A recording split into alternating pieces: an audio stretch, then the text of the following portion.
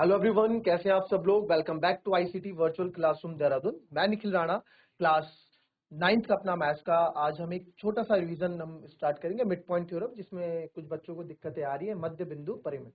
तो मध्य बिंदु परिमेय के बारे में एक छोटा सा टॉपिक है, उसको जान दें कि मिड पॉइंट थ्योरम होता क्या है। ठीक है, तो चलिए मिड पॉइंट थ्योरम को मैं समझाता हूँ, लिखते हैं।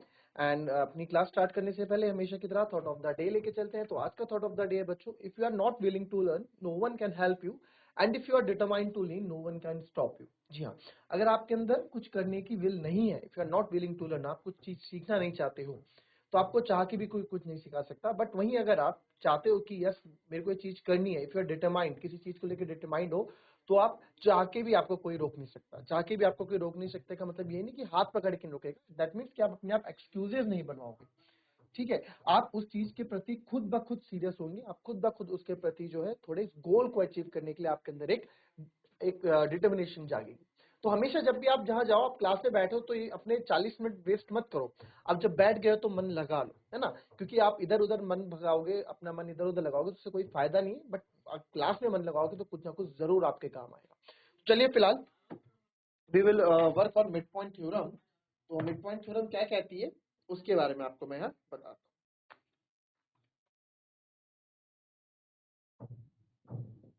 The line segment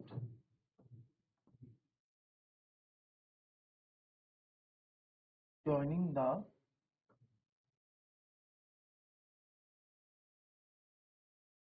midpoints of a triangle is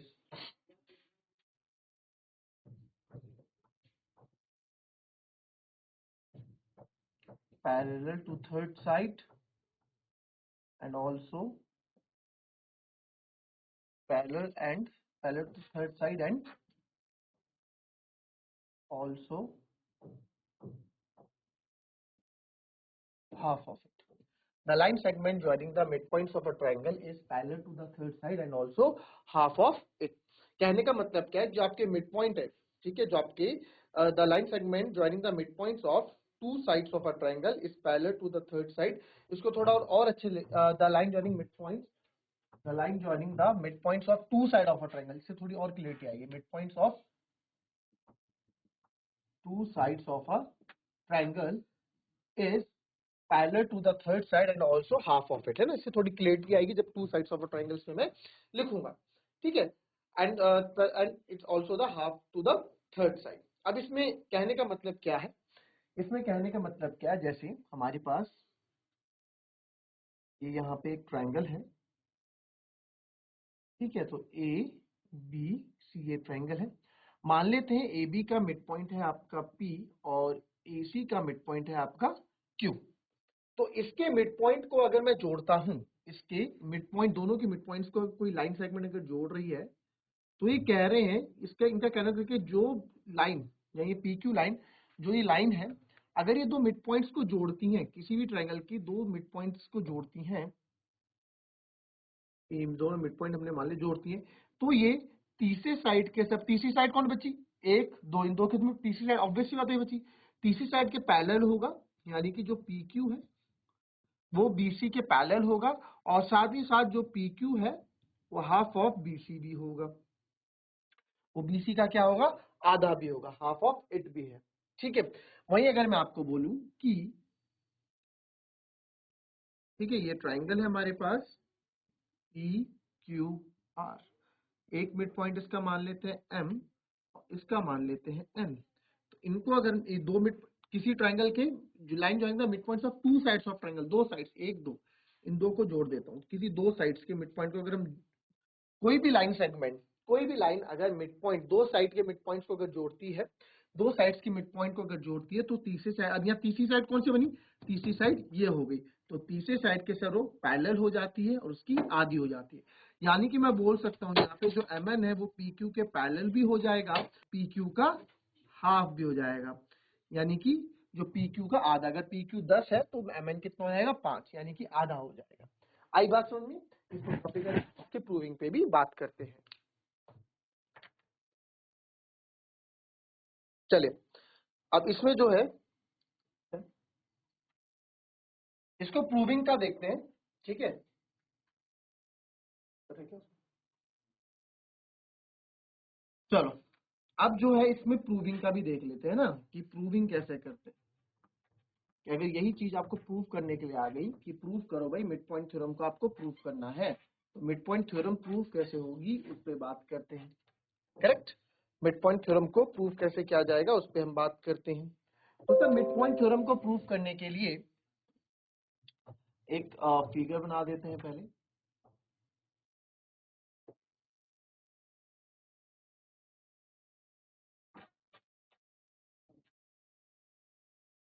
टेढ़ा मेढ़ा चलेगा ये, ए बी सी, ठीक है, ये हमने यहाँ पे कर दिया। क्लियर? अब ठीक है, फिर ये हो गया आपका मिड पॉइंट एक पी, ये मिड पॉइंट हो गया क्यू। ठीक है, पी क्यू क्या हो गया इसके, या पी क्यू क्या ए बी सी हो गया, डीई मान लो इसको, चलो डीई मिड पॉइंट हो गया। अब सबसे पहले अगर प्रूफ करने हैं मिड पॉइंट थ्योरम को तो हमें गिवन लिखना पड़ेगा। गिवन क्या क्या है भाई, गिवन लिखने के भी नंबर होते हैं, मैंने आपको बताया गिवन लिखने के भी नंबर होते हैं। गिवन क्या है, एबीसी एक ट्रायंगल है,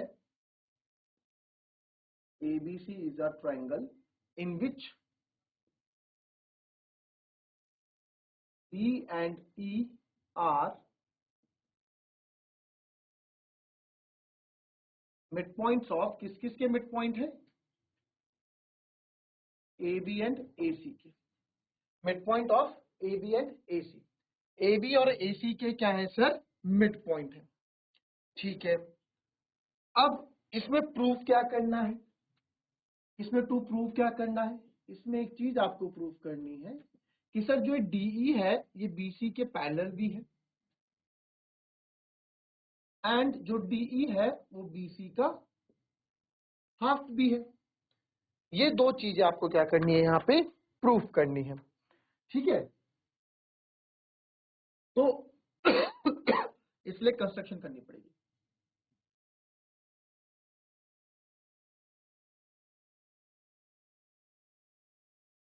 ठीक है, कंस्ट्रक्शन क्या करते हैं, कंस्ट्रक्शन इसमें हम लिखेंगे ड्रॉ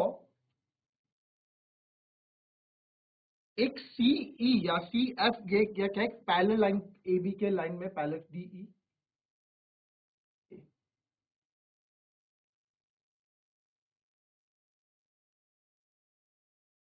ठीक है, हमने क्या किया, ड्रॉ एक पैरेलल लाइन सी एफ ले लेंगे ए बी के पैरेलल और डीई को प्रोड्यूस कर देंगे, एंड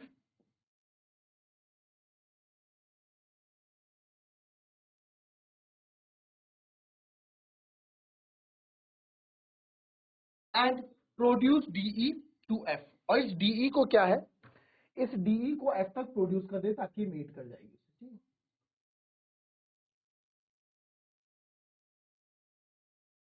ठीक है, produce DE to F, DE को प्रोड्यूस करते हैं। ठीक है जी, डीई को आपने क्या कर दिया, प्रोड्यूस कर दिया एफ तक।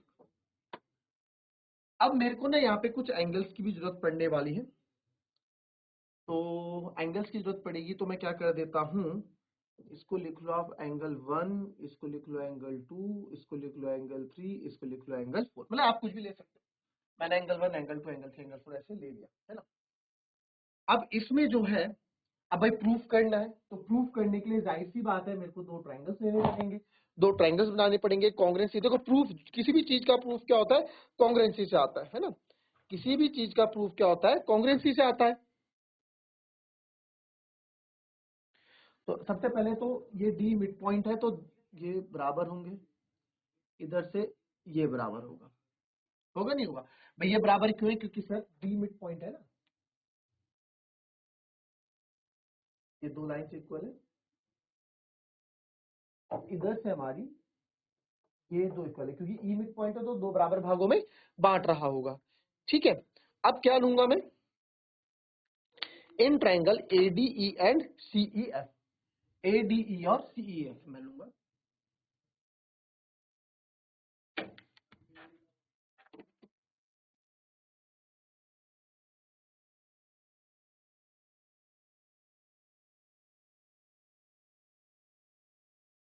अच्छा करो इसको कॉन्ग्रुएंट प्रूफ करो जरा।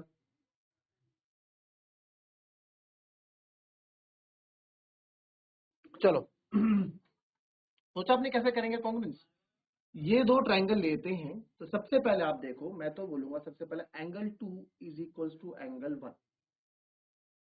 ऐसा क्यों? आप देखो हमने पैरेलल ड्रॉ करी किसके, इस ए बी के, ये दोनों लाइन एक दूसरे के पैरेलल है और ये आपकी ट्रांसवर्सल लाइन गई, तो एक एंगल इधर का, एक एंगल इधर का, है ना, ये कुछ ऐसा है।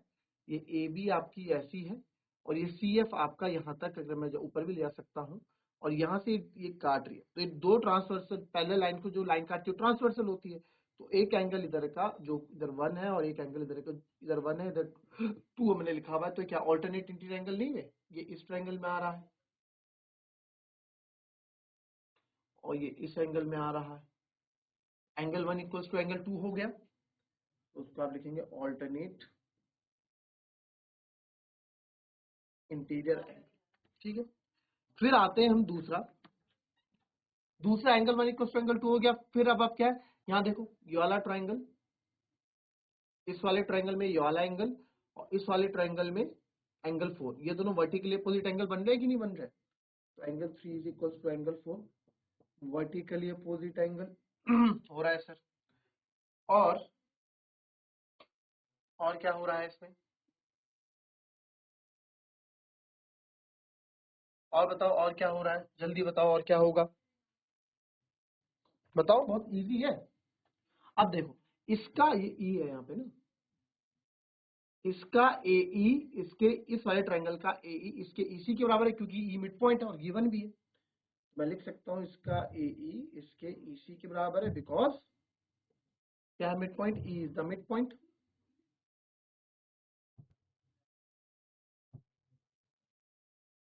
ई क्या है आपका, मिड पॉइंट है, E is the mid point, correct.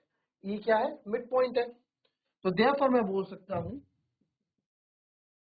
Triangle A D E and triangle C E F is congruent हो गया, triangle A D C N is congruent by side angle side, नहीं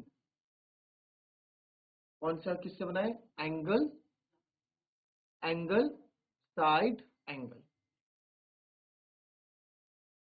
बस एक कोरस्पॉन्डिंग साइड चाहिए होती है, corresponding side हमने ले रखी है।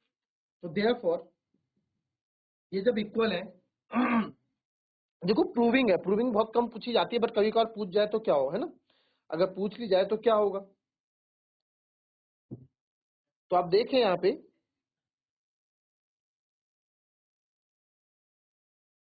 क्या एडी सी एफ के बराबर है, ये एडी जो है ये सी एफ के बराबर हो जाएगा, भाई क्रॉसपॉन्डिंग साइड है ना।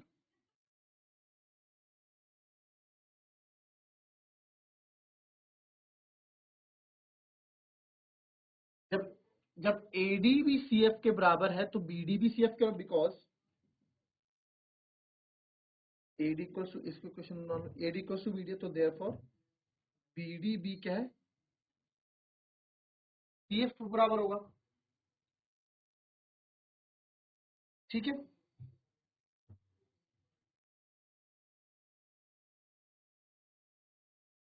अब इससे क्या पता लगेगा, फ्रॉम फर्स्ट एंड सेकेंड,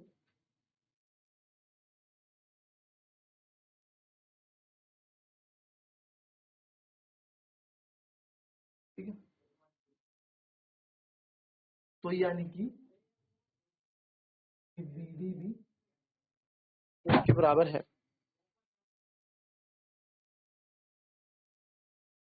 ठीक है, अब क्या है, बीडी जो है आपका, बीडी जो है आपका सी एफ के पैरेलल भी है, जो बीडी है ये लिख देता हूं, ये लिख देता हूं,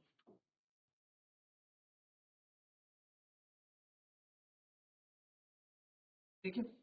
अब सर बीडी जो है सी एफ के बराबर हो गया, ऐसा क्यों, जो बीडी जो है सी एफ के पैरेलल हो गया, ऐसा क्यों, ऐसा इसलिए हुआ, बीडी जो है सी एफ के पैरेलल इसलिए हुआ क्योंकि अगर आप देखेंगे ये पूरे के लिए जो हमने क्या कंस्ट्रक्शन से क्या किया था, कंस्ट्रक्शन का सी एफ जो है ए बी के पूरे पैरेलल है, तो पूरे के पैरेलल तो आधे और आधे के पे पैरेलल होगा, है ना।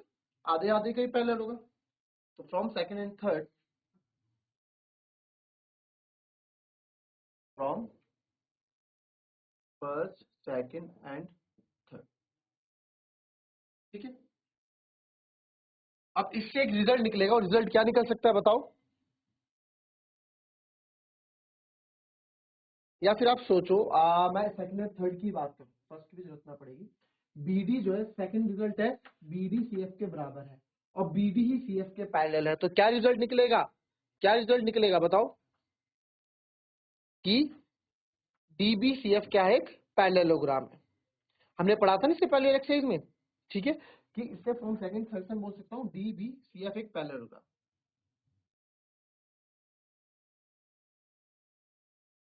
अब सर जब डीएफ की भी आपने पैरेललोग्राम प्रूफ कर दिया, तो दैट मीन्स जो डीएफ है वो भी बीसी के पैरेलल होगा, जो डीएफ है वो भी बीसी के पैरेलल होगा, तो डीएफ जो है ये भी बीसी के पैरेलल होगा। हमें प्रूफ में क्या लाना है? हमें सीएफ जो है एबी के प्रूफ लाना है, ठीक है। अभी तो हमने क्या किया, हमने सीएफ एबी के प्रूफ पैरेलल प्रूफ नहीं किया, हमें प्रूफ में क्या लाना था? हाँ, डीई पैरेलल टू बीसी लाना था, है ना, डीई पैरेलल टू बीसी लाना था।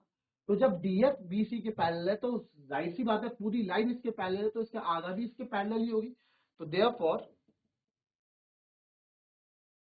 डीई भी पैरेलल होगी बीसी के, ठीक है। DF parallel to BC, therefore आप लिख सकते हैं DE also parallel to BC, और DE equals to half of BC, ये भी मुझे प्रूफ करना था, भी पैरेलल प्रूफ कर दिया है मैंने, है ना। पहले इतना समझो, इतने में किसी को कोई डाउट?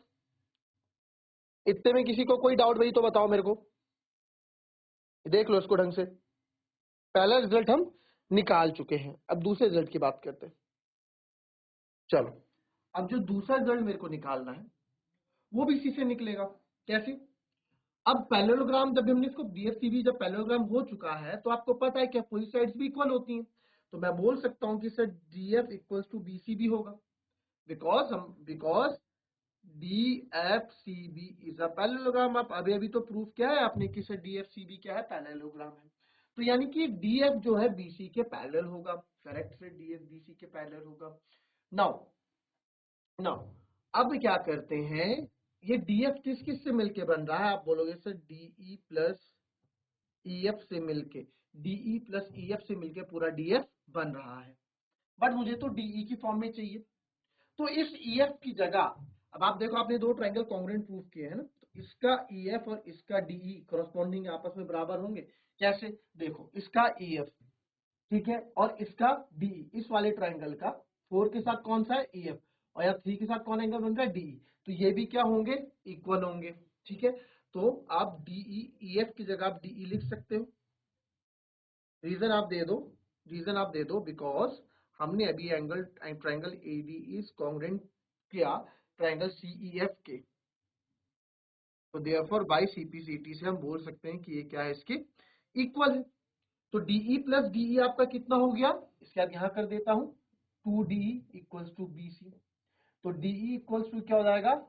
1/2 बीसी। तो हमने ये प्रूफ कर दिया, इसको रिजल्ट नाम दे दो 4 और इसको रिजल्ट नाम दे दो 5।